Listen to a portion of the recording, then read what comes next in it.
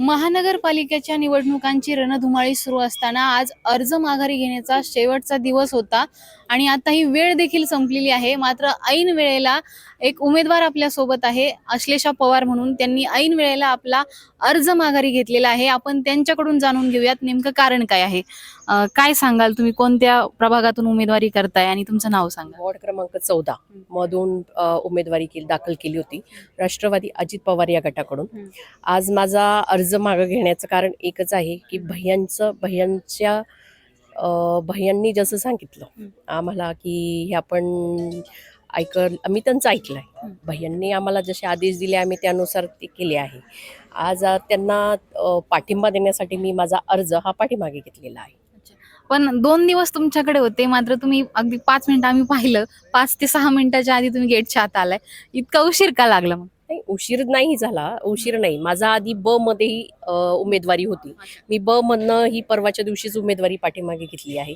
क मधनं उमेदवारी मला ही ऍक्च्युली काय झालं, त्यानंतर आमचं ठरवलं गेलं की उमेदवारी भैयांना पाठिंबा द्यावा म्हणून मी उमेदवारी मागे घेतली। अच्छा, कुठं म्हणजे दडपशाही वगैरे काही नाही? नाही, कोणत्याही प्रकारची नाहीये। अच्छा, म्हणजे तुम्ही स्वइच्छेने स्वइच्छेने मी पाठीमागे घेतलेला आहे माझा अर्ज।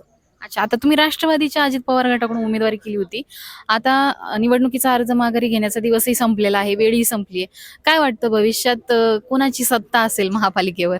फक्त आणि फक्त आमचे संग्राम भैया जगतापांची। का बरं?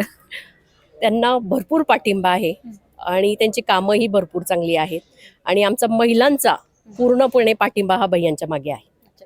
पण एक महिला म्हणून महिलेचं प्रतिनिधित्व असावं असं तुम्हाला वाटत नाही का? आहे ना, आमच्या वॉर्डातनं 2 महिला उमेदवार दिलेले आहेत आम्ही। माझा पूर्ण सपोर्ट हा त्यांना आहेच। म्हणजे तुम्ही महिला म्हणून त्यांना सपोर्ट करणार? हो, पूर्णपणे। आणि भविष्यात ते मला संधी देतील ही मला आशा पण आहे। थँक्यू। तर आत्ताच आपण अश्लेषा पवार यांचं मत जाणून घेतलेलं आहे। त्यांनी पूर्णपणे संग्राम जगताप यांना पाठिंबा आपला दर्शवलेला आहे।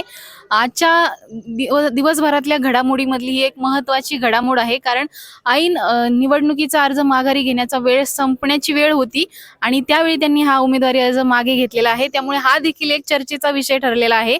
तर अशाच घडामोडी आम्ही तुम्हाला अजूनही पोहोचवणार आहोत। तुर्तास कनेक्ट रहा आय लव्ह नगर न्यूजची।